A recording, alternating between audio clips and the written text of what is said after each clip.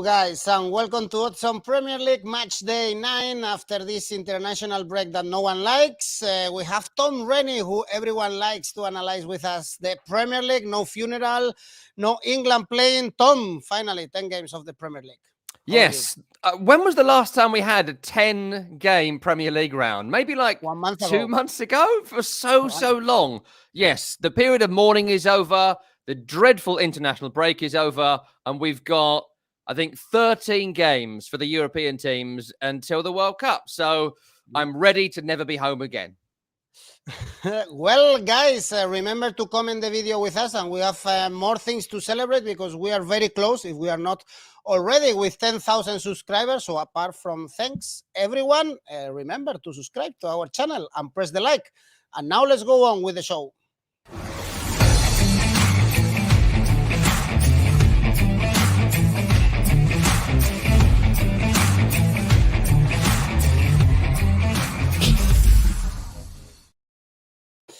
Let's start strongly with the North London Derby, Arsenal-Tottenham. What a game to start with. We have the first Arsenal, the third Tottenham, in case you forgot, with Arsenal winning every single game apart from the visit to Old Trafford. The last one was 0-3 against Brentford. Beauty of goals, by the way. And the Spurs, we were saying the whole season that they are getting the results without playing well, without scoring many goals, but in the last game, Tom, 6-2 against Leicester, and finally Son also woke up. Absolutely, yeah. And the amazing thing about that as well is that the narrative that you and I have spoken about all season, which was absolutely right before the previous game, if you go stats alone, has flipped on its head a bit now, because Tottenham have now scored more goals this season than Arsenal, which is quite funny, considering we think that Arsenal have been free-flowing and free-scoring, which they have, but Spurs, with that big thumping win, certainly changed that agenda. Huge game, this. I've been to the last 3 or 4 North London derbies, and they've all been won by the home team. And not just one big by the home team as well, which has been really, really interesting, which I think maybe has shown the deficiencies of the two teams over the last few years. So home win, definitely high on my agenda here. At 2-1 alone, that's pretty decent for Arsenal at home. So I'd certainly be looking at that. In terms of Arsenal, we always thought with them, and we continue to think with them, that injuries could be a massive problem. They have a really good starting 11. They have a really good couple of changes they can make in a game. You know, Eddie Nketiah comes on, or maybe Elneny comes on for a tiring Partey or Xhaka. Smith Rowe comes on maybe, and that's about it. Apart from that, it's not the strongest of squads. And injuries could be a problem here. Zinchenko has been missing for a couple of games. Looks like he might still be missing. The ever-injured Kieran Tierney might be missing. There's doubts about Thomas Partey. There's Elneny is out. Smith Rowe is likely out. So there's no bench.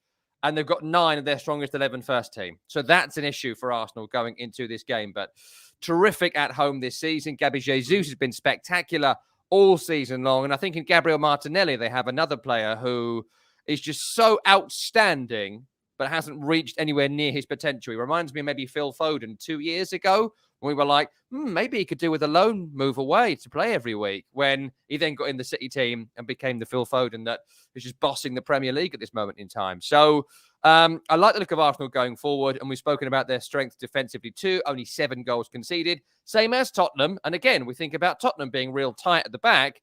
Well, Arsenal have been as tight as they have been in this season. For Spurs, you mentioned him there, Heung-min Son. It was going to happen, right? It was going to happen at some point. He came on 60 minutes, on 85 minutes. He'd scored a hat-trick against Leicester City. He's also, during the international break, been revealed as a Calvin Klein model. And he is in terrific, terrific shape. The man can pull off a hat-trick and a pair of Y-fronts better than maybe anyone else. In South Korea, in the world, he looks incredible. So I think he's going to be in the team again for this game. I think that he's earned his place back in the team, which is interesting because Richarlison, who's going to start for Brazil in the World Cup in 2 months, I think drops back down to the bench because the front three of Kane, Son and Kulusevski works a lot better than it does with Richarlison in it. They've got to change everything they do. Some issues with Spurs across the rest of the team. To not have Ben Davies is a massive blow. There's hope he might come back. I've not got the team news in front of me updated going into this weekend, but I know he was a massive doubt.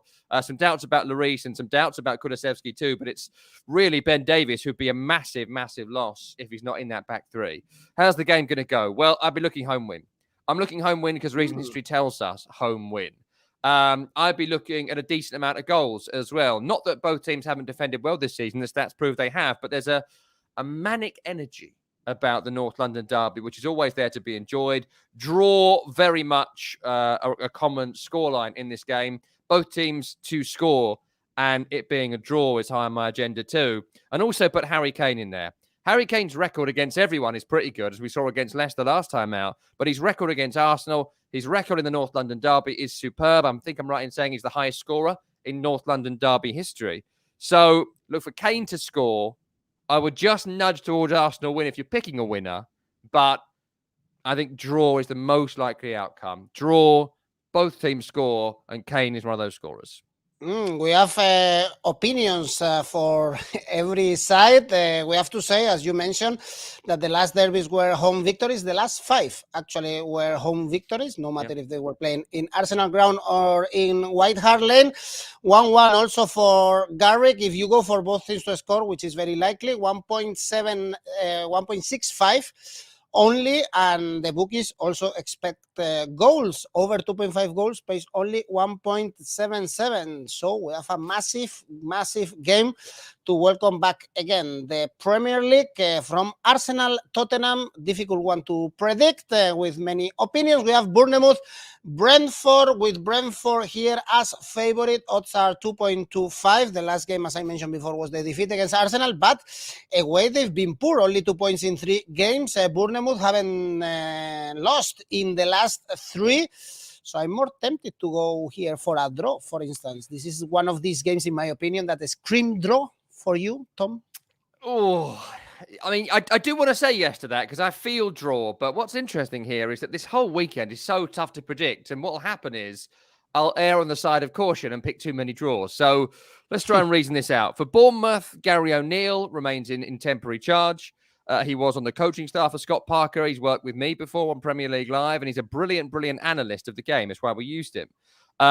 Somewhat surprised that he remains in charge. You get the feeling it's been so long, he might be the manager for the rest of this season, certainly until the Bournemouth takeover is completed. So, and he's brought an energy to them. The victory over Nottingham Forest, the performance against Newcastle, where they maybe could have won that game as well, has brought an energy to Bournemouth that wasn't there previously. Plus, Dominic Solanke has had 4 shots on target in his last 3 Premier League appearances. He's scored since he's come back into the team as well. And the Championship Bournemouth team is built around Solanke. So defensively, I still think they're weak. Midfield, I still think they're weak. But they can now score a goal, which puts them within a chance of winning games again. As for Brentford, it's funny. We think they've had a great start to this season. They've actually lost 3 of their games. Lost 2 of the games, forgive me, and drawn 3. So it's only 2 victories at this point. And you kind of think, oh, they've been playing amazingly well. Well, they battered Man United and battered Leeds. And apart from that, they've struggled. And they've also been quite leaky defensively. 12 goals conceded is one of the worst records in the league. I think they're the 4th worst defence in the league at this moment in time. So I think Bournemouth are going to score, is where this analysis leads me. Bournemouth are going to score. Bournemouth are going to have plenty of shots. But I also think Brentford are going to score. This is going to be an over game. I'd be looking at over 2.5 goals in the game. From that point, pick either way. But you look at Solanke to have 2 shots on target. That's another 4-1. He's averaging that out across the last few games. You double that up with a draw and both teams score and it going over 2.5. There's money to be made. Yes, both teams to score is 1.88, so it's not bad. And over 2.5 goals is 2.07, so as well, not bad at all. And we like the draw strategy, especially in the Bundesliga, because you just need to get one right in every 3 and you still make profit. So why not going this one for a draw? Many people also are telling us here draw, like Harry or some others trust Brentford to win, the favorites for this game. And if you were saying, Tom, that Brentford is one of these teams that we think that they are doing well, playing well, but only won 2 games, I think we can say the same about Crystal Palace, actually. Only 1 victory. We usually praise them because they've had a tough calendar. This is true, but they are only 2 points away from the relegation. Only 1 victory. The last game was 1 month ago and was a draw against Newcastle. And now they welcome the new Chelsea with Graham Potter. He made his debut in the Champions League, but still to be done in the Premier League, Tom, and Chelsea, we know how bad they were with Tuchel playing away this season. Yeah, absolutely. And Crystal Palace has been so long since they played. We've had 2 prime ministers and 2 monarchs since then. It's been so long since they had a game of football. So you don't know how they're going to be in terms of freshness, in terms of, whatever. Even their injury list, I was going through it this morning, and it's all guesswork because we don't know. James MacArthur was out for a long time. Last we heard, but a month, who knows what's happened. So I won't give you any team news for Crystal Palace because we just don't know at this moment in time. But they're so hard to beat. And that's the thing with Patrick Vieira's Crystal Palace. They are so hard to beat. And then they have Wilfried Zaha, who is playing, I think, the football of his career at this moment in time, because he isn't just someone you give the ball to and it's like, trig, flick, skill, do it again, wow. Palace lose 2-1. It's almost ruthless, like he's scoring goals, as well as creating chances like he always did. He looks a little bit like budget Thierry Henry, and I do mean that as a compliment. I think he's doing Henry-esque things coming in from the left-hand side, and Patrick Vieira has noticed that, and he plays him through the centre. So again, Wilfried Zaha, 8 shots in 5 Premier League games. Look at the shots market. Over 2, over 3 attempts at goal for Crystal Palace. If anyone's going to have them, it's going to be Wilfried Zaha. But look, they aren't going to score a lot of goals. They aren't going to score a lot of goals because they just don't take risks in games. And they're going to go into this game with a low block to stop Chelsea. Chelsea under Graham Potter, we haven't learned a great deal about them under this manager yet. You mentioned he's been in charge for that Champions League game, but a couple of days, what can we really learn apart from the fact he's made Raheem Sterling a wing-back, which doesn't make a great deal of sense to me. So for Chelsea, I'd be looking at possession. Look at them to have 75% possession in this game. Because they're just going to dominate the ball. They're going to pass and pass and pass and pass and pass and pass and pass. If he could do it with the players Brighton had, Graham Potter can get these outstanding players passing teams to death. Can he get them to score a goal as well? Would be an interesting one. The draw market here at 3.5 to 3.8, that'll be up to 4 by the weekend, is really interesting. The under 1.5 is really interesting too, meaning 1-0 to either team or a 0-0 draw. This screams 0-0 draw to me. It just screams 0-0 draw. If you were picking a winner, obviously you'd go Chelsea. And frankly, the odds on Chelsea to win at Palace at near 2-1, not that bad. But I would go under on the shots, under 15 shots in the game. I'd go under on the goals, under 1.5. I'd pick for Chelsea, but look at the draw. Well, I was checking the head-to-head in Oddspedia between these two teams. We can say it now. Chelsea won the last 10 games. I think this is crazy to see in a Premier League game. Let's see if we see another draw as we are predicting this match day. A lot of draws, but it's a tough game for this new Chelsea with Graham Potter in the Premier League, and they also have a tough game in the Champions League, and they must win it. We stay in London, Fulham, Newcastle, with Fulham close to the European spots because they were able to beat Nottingham Forest as well in the last match day. At home, they are very good. 7 points out of 9. 6 out of the 7 games were both teams to score for Fulham. This could be a good bet. And Newcastle, Tom, this is the team betting on draws as well. Could be a good option for Newcastle. Is our Brighton from last season. 5 out of the 6 games were draws for them. Yeah, I mean, it just screams draw on both teams score, doesn't it? It just, all the stats lead us that way. So I'd certainly recommend that for this particular game. But what's interesting about Fulham Newcastle is the injury list for both teams. Like, it's incredible at this moment in time. Some are major doubts, others we don't know about, but it's worth listing them here because for Fulham, Harry Wilson is missing. There's no Anthony Robinson, the US international. And there's 1 or 2 others missing that might well be in the first team. For Newcastle, no Darlow, no Shelvey, no Anderson. Bruno's a massive doubt as usual. No Wilson, no Son Maximan, no Isak, no Wood, and no Kraft. That's pretty strong. Like, some of those might make a surprise comeback that I haven't got the information about now, but the list of people being out is absolutely massive. So that puts a spanner in the works. And Fulham are going to go all-out attack. They're going to go all-out attack to win this game. And Alexander Mitrovic, who's got a bone to pick with Newcastle United after his failed time there, certainly in the Premier League, I think that there is a chance that Fulham might blow Newcastle out the water here. There's a chance that Fulham might get on the front foot. And this Newcastle team, for all the new Saudi money they have, They're not setting the world alight. They're not scoring many goals. And defensively, they are leaking goals. They are leaking some pretty poor goals. Just 7 across the season in some tight games. But the goals they've conceded have been of poor quality. And that's fine if you're scoring 16, 17 at the other end, but they're not. So I'd be looking here for Fulham to score a couple of goals. So above 1.5 for Fulham. Alexander Mitrovic is going to score. Unless he's picked up an injury. I know there was some talk about it earlier in the day. But if he is half fit, unable to play, they're going to play him, and he'll be absolutely desperate to score against Newcastle United. As for Newcastle, if Isak's not there, if Wilson's not there, if Son Maximan's not there, I can't see him scoring.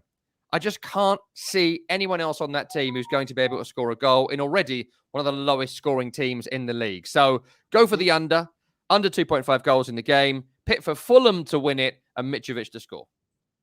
I'm surprised to see these odds actually for this game because Newcastle, they are the favorites according to the bookies. So very good odds. If we back Fulham, 3.2. Many people also were saying here, Mitrovic on fire, Mitrovic to score over 1.5 for Fulham is Abdul's opinion. And we have both teams to score at 1.78 in case Newcastle finally can count with some of the players and they are able to score at least a goal in Craven Cottage. Mitrovic to score anytime, odds are 2.85. So not bad as well.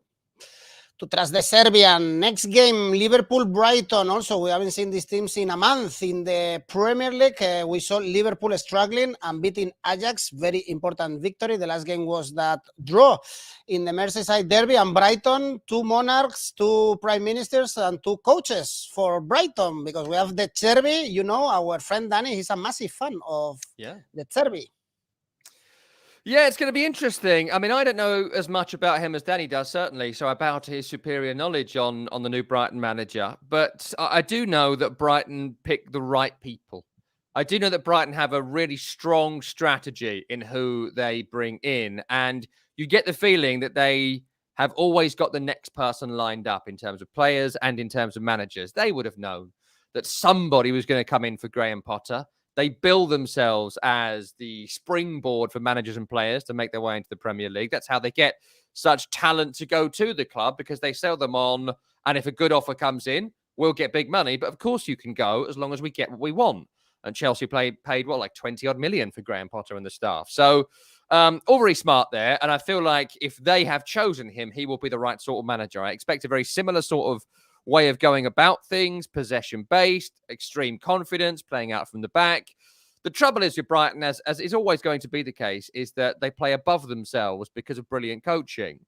And De Zerbi, we don't know a great deal about him in terms of the Premier League as yet, though he has a decent CV, of course.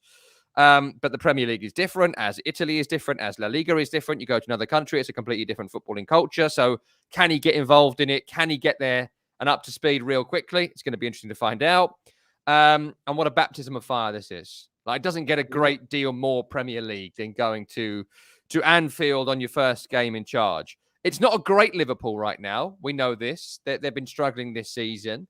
We know the injury list remains pretty long. Oxlade-Chamberlain, Naby Keita, Andrew Robertson, Ibrahim Konate, Curtis Jones, Quivan Kelleher, Calvin Ramsey, all going to be missing. Plus, they're not scoring freely, Liverpool. I know they scored 15, which puts them in the top scorers in the league, but less than Tottenham, less than City, less than Arsenal. And they're usually the top scorers in the league. You know, Salah's not quite doing it. Darwin Nunez hasn't quite done it. Luis Diaz has had moments. Crystal Palace goal I'm thinking of, but not with regularity. There's something at the moment that has been missing with Liverpool that's led to 3 draws, 1 defeat, just 2 victories, just 15 goals scored. Plus, even though it's only 6 goals conceded, one of the best defences in the league, only Brighton have conceded less goals than Liverpool in the league this season. There's doubts, right? You don't know what is going on with Virgil van Dijk. You don't know what's going on with Tsimikas. You don't know what's going on with whoever is playing next to Virgil van Dijk. And Alexander-Arnold, you know, he's not as good as Kieran Trippier, according to Gareth Southgate, let alone Kyle Walker and Reece James and everyone else England have got. So he's had a massive blow this week. So I don't know. 1.4 for Liverpool is not good. That's not good. That's not one I'll be taking this weekend. So where else do we find some value? Well, I think that Liverpool are going to push for corners because that often is how they break games up. They score a lot of goals from set pieces, Liverpool. So I'd look for this game to have Liverpool having more than 10 corners. I would be looking for 2-0 or less for Liverpool. So maybe look at the under 2.5 goals market. I don't fancy Brighton to score, but the under here with the defences, only 11 goals conceded between them. All I've got is Liverpool win, low scoring game, 10 corners for Liverpool. That's what I've got.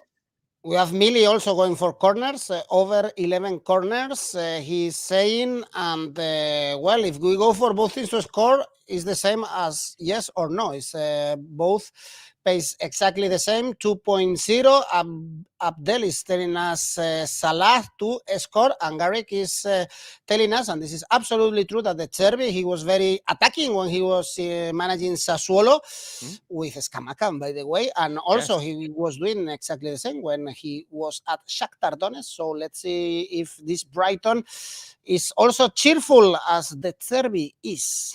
Next game, perhaps we don't see here many goals. Southampton, Everton, another game, screaming draw, in my opinion, and a low-scoring game with Southampton losing to Aston Villa and Wolves 1-0 in the last two games. And Everton, we know that they are a low-scoring team. They were able at least to beat West Ham in the last match day. Another one of those games this weekend where I don't expect many shots. Everton beat West Ham. They didn't play well, Everton. They didn't really deserve to win the game. They had 2 shots on target, 1 went in. You know, West Ham had more shots, more possession, created more, but they scored a goal against a team that was struggling for confidence and nicked the victory. So I wouldn't be wildly impressed with Everton going forward. I am impressed with them in terms of defence, in terms of organisation. And Alex Iwobi, I think, has been one of the best players in the league this season. Yeah, I did really just say that. He has been fantastic, you know, playing in central midfield. They've found a role for him, a bit like Joe Linton at Newcastle. They've said, what's he good at? Well, he's a hard runner, he's a hard worker, and he's a good passer of the ball, and he loves to tackle. He doesn't score, he doesn't create, and he can't cross a ball. All right, get him off the wing, put him in the middle, we'll see what we can do. And it's turned out, yeah, he actually is pretty good. So that's made a big difference for Everton. They've been so lacking in central midfield energy for so long. Alan's just gone. He was never suited to the Premier League because his legs were too small. You know, there was a lot of that going on with Everton. They just couldn't find that midfield energy. Now they have. Don't look much like scoring. Neil Maupay's got a good goal against West Ham, but apart from that, didn't look like scoring at any point in that game. So in terms of Everton, I'd expect them. They've scored 5 goals this season. I don't expect, if they get a goal, them to add a second in this game. Similar story for Southampton, a worse defence than Everton, who have been brilliant defensively recently, but offensively about the same. Just 7 goals scored, 2 victories in that time. Jordan Pickford, if he is fit, could make a big difference in this game, because if a chance comes for Southampton, there's more likelihood they'll take it if Asmir Begovic is in goal as opposed to Jordan Pickford, who is England's #1 goalkeeper, I think, for a reason. I think we saw that in the Germany game a couple of days ago. I think he's a brilliant, brilliant goalkeeper. How's it going to go? I think the odds tell you quite clearly that no one quite knows. Southampton at 2.2 is not worth your time. It just isn't worth your time. They're not big favourites. Everton at 4 could be interesting. That could be interesting. As ever, that will rise up. All I'll say in this game is go under 10 shots in the match.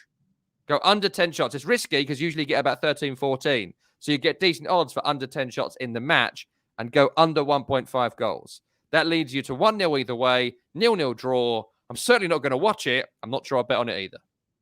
Boring game is what we expect. Also, Abedi is telling us that under 2.5 goals actually is all right. It's 1.9, so we can go for that. The draw 3.6 as usually we are seeing in this match day. Actually, I think in this match day is very good either to bet on draws or in draw no bet for the underdog. Also, this can give us a lot of money. For instance, here, draw no bet for Everton. Next game, perhaps also a low-scoring game.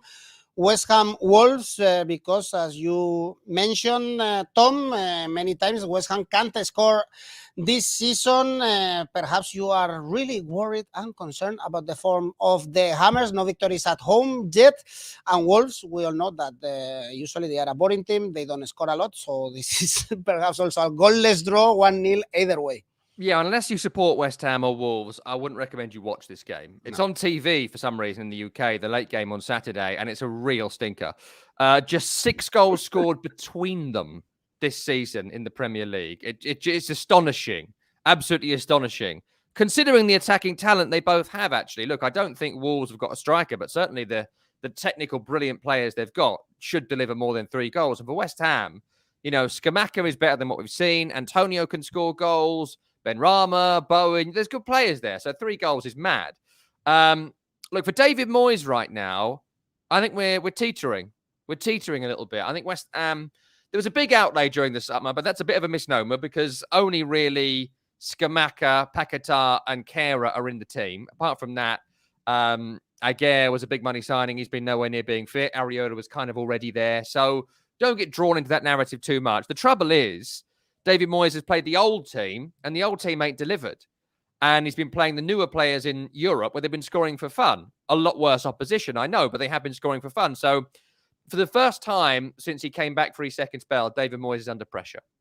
At the moment, he's a few bad results away from being sacked as West Ham manager because they have not played well. Real bad. And I think he got a bit of a pass for the first 5-6 games of the season because of new players, tough schedule, no real nice, easy home games in what they've had so far. They've played 3 of the current top 4 at home. I mean, that's tough. That's a real tough start. So, a lot of issues there. Plus, defensively, they ain't been too bad. Just 9 goals conceded is pretty decent, considering the opposition they've had so far this campaign. So, it's not all doom and gloom, but it's Wolves and Fulham, back-to-back, at home, this week, next week. Got to win them both. Got to win them both. And I think David Moyes has to stop moaning now about not having a pre-season or betting new players in. I expect Scamacca to start. You bought him, Dave. So how did you intend to play him? So far, he hasn't seemed to have had a plan for the striker he bought, which is just dumb. Don't really get it. Max Cornet has been scoring goals and looking like he can score, so he's got to play. And Benrahma looks creative, so he's got to play. No Bowen, no Antonio, no Soucek, no Soufal. Some of the old boys that were so good for so long have been garbage for West Ham.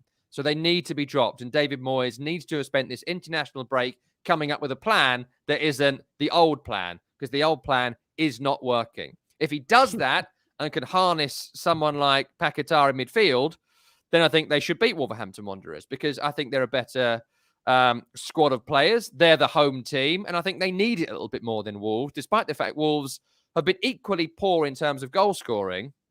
I think that Wolverhampton Wanderers would expect to be roundabout where they are. I think defensively, they're not great, Wolves. Collins, forgive me, is going to be suspended. So Kilman is going to be next to, who knows, the centre-half for this game.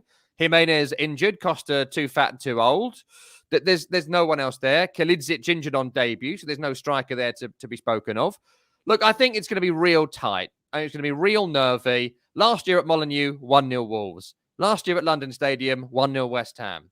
So I'll stick with that pattern and say West Ham will win by a goal to 0.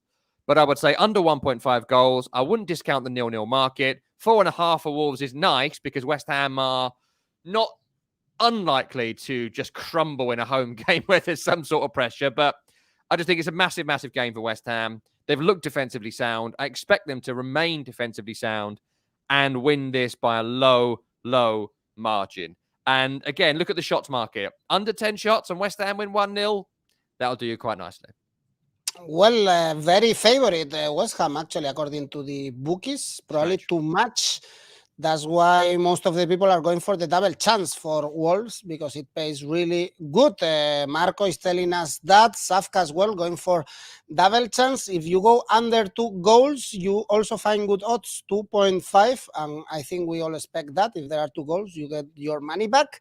So this is a good bet for the West Ham Wolves. And now the game of the weekend on Sunday. Man City, Man United, also 1 month without seeing Man United playing in the Premier League, and we left them doing well, actually. They beat Liverpool, for instance, when we last see them in the Premier League, and we know why Ten Hag dropped Maguire or Cristiano Ronaldo or seeing the international break for sure. I guess he's not convinced to bring them back to the starting 11. What a game both played against Germany and against Spain. Whereas for Man City, Tom, life is amazing. Everything is good. Everything is shiny in this side of the city of Manchester.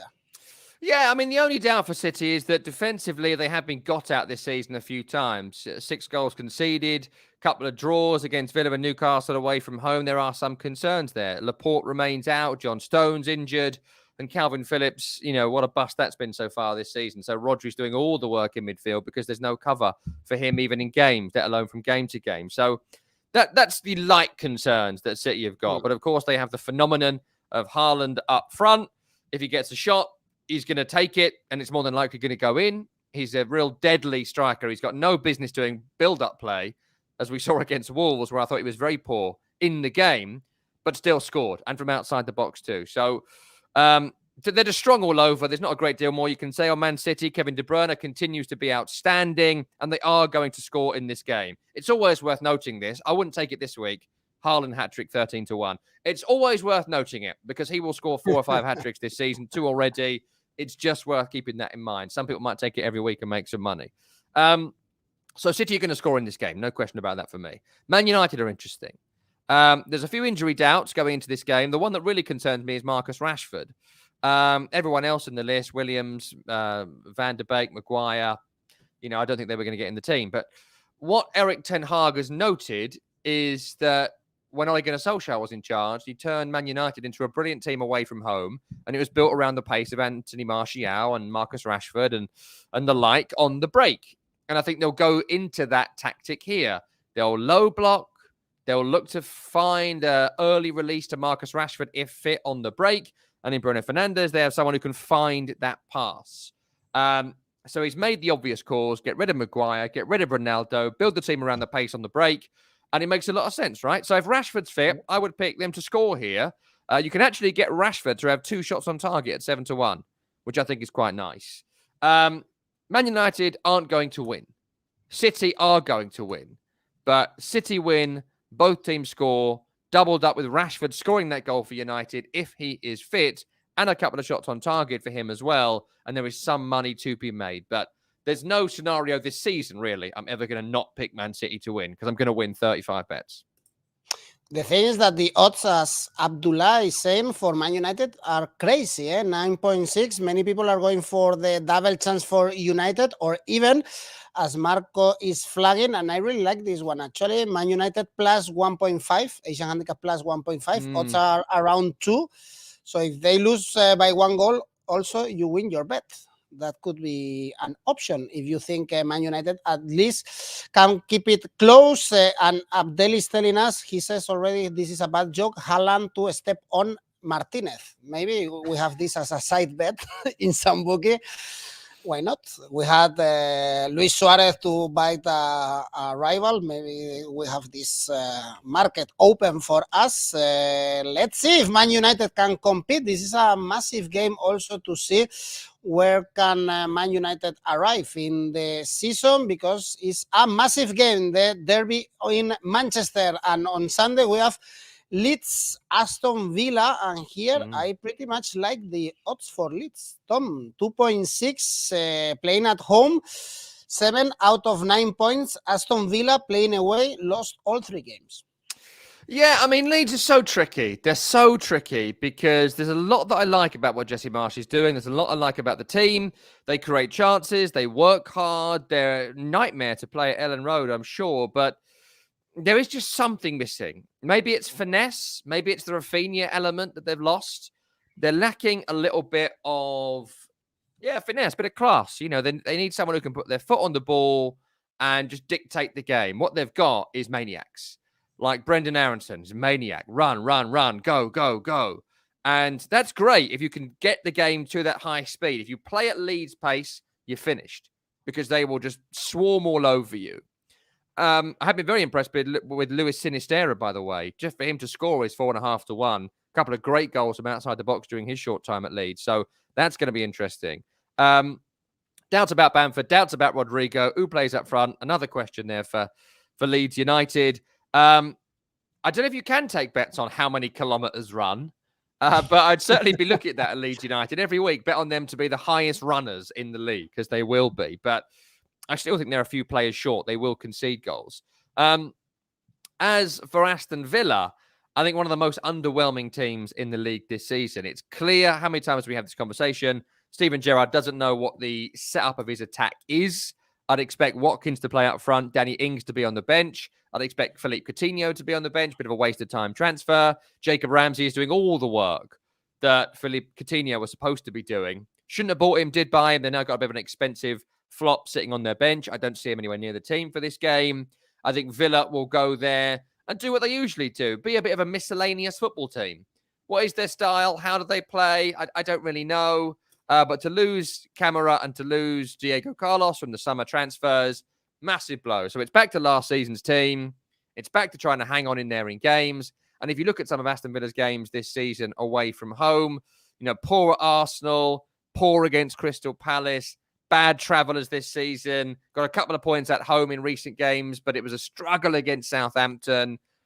Oh, I mean, it's not a game I'd fancy. I certainly won't be betting on Aston Villa. I can see why the odds are very, very tight here, because they're two teams that are going to finish in the bottom 8. They're not going to be relegated, but they're going to be in the bottom 8. I can see. I'd avoid it, but I would say just go for Leeds. Just go for Leeds. Go for Leeds, low scoring. I don't fancy it. All right, both teams to score. Emil is telling us this is good, actually, or the odds are good, 2.4. And the last game on Monday between the two worst teams in the Premier League, Nottingham Forest, Leicester City, but in the Leicester ground, only 1 point for Leicester, 22 goals conceded, 17 goals conceded for Nottingham Forest. We can keep on going with bad stats for both sides. I guess Brendan Rodgers will be sacked if eventually Leicester keep being thrashed by every single team in the Premier League, or not. I don't think they can afford it. And that's the issue with Leicester City. The cash flow problems right now are evident. They can't afford to pay the compensation. They'd have to pay Brendan Rodgers. They couldn't afford to buy the players he wanted during the summer. He has done whatever he can to get sacked, judging by his interviews and his team's performances over the first few weeks of the season. But it's not happened. I don't think it is going to happen. So, no is the answer to that, I think, unless it gets real bad and somehow they find a way to come to some sort of financial settlement with him. But the funny thing about Leicester is that 10 goals scored is actually not bad. That's up there in the top half of the Premier League. It's the goals conceded column, which is a massive issue. Here's the bottom 5 goals conceded. It's really interesting, this. 9 Crystal Palace, 7 Wolves, 9 West Ham, 17 for Forest, 22 for Leicester City. 22 compared to Wolves 7, and they're 3 points off them. It's just odd, or 5 points off them even. So, look, I think that Leicester are good going forward. We saw that against Tottenham. They could have scored more than what they scored. James Maddison has been tremendous in the first few games of the season. That goal he scored against Tottenham was class, absolutely brilliant. And he tried to do whatever he could to get Leicester back in this game. So going forward, they are still a good team, defensively weak. Nottingham Forest, I still haven't got a clue what they are. Not a clue. They bought a lot of players in. They had to bring some players in, not as many as they did. But I still think that that's a weak starting 11. That is not a Premier League starting 11 that we are seeing for Nottingham Forest. They haven't bought well, I don't think, from the players they've bought. I mean, the defensive three are Bolly, Cook and McKenna. That's Championship. Freuler, Yates, Williams and Lodi. Some couple of Premier League maybe players in there. And the front three are Brennan Johnson, Awoniyi and Gibbs-White. That was the Fulham team. I like Brennan Johnson. Awoniyi looks like he can score goals. Gibbs-White's a good Championship player. So it is still one of the worst squads in the league. I still expect them to be relegated this season. And I think Leicester will win this game. James Maddison to score and Leicester to win. Maddison scores first and Leicester 2-1. You get 70-1. Why not go? Why not go for it? Why not go for it? If anyone's going to do it in this game, it's going to be James Maddison. I wouldn't fancy Forest. I do fancy Leicester for their first win in the season. Corello is telling us also Maddison anytime scoring. Marco is going all the way around and going for Nottingham Forest to win. The best odds for this match day, well, it's 4.5. And also I found a good one, over 3 goals, pays 2.2. Given the fact that they are the teams that concede more goals. And Leicester, you mentioned that they scored 10 goals. It's actually 2 more than Man United, for instance. Crazy. So, indeed, they can score. Well, Tom, finally, 10 games, morning period, international break, everything is over. Tell me your safe bet or your preferred bet for this match day.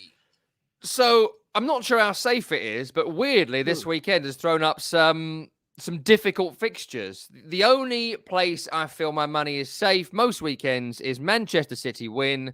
So I'll take Man City to beat Manchester United. I'm not sure in this match day, to be honest, this Man City to win. For sure, we can make a lot of money going for the draws in this match day. Tom, your ACA? Yeah, I'm being told my ACCAs aren't sexy enough. So here you go. Here's some real sex appeal in this week's ACCA. 3 bets combined in a treble. Under 1.5 goals in West Ham Wolves. That could have been replicated for a lot of games this weekend. Both teams score in City United. I'll stick with City to win. And Alexander Mitrovic to score any time in the game between Fulham and Newcastle. How often do players score against their former club? So I hope that's sexy enough for you. It's 15-1. It's not sexy enough. 15-1. That's a lot of money, eh? Even with the pound going down, still a lot of money. If you bet on dollars, even better, actually, in these times. Thank you, Liz. Tom. Thank you, Liz Truss. Thank you. Thank you, everyone, also for putting the euro down. Thanks, everyone. But we want to thank our audience, of course. Keep leaving your comments and press the like and subscribe. And we are back, Tom, next week. Hopefully, no one important dies and we can do another Premier League show. Thank you. Bye-bye.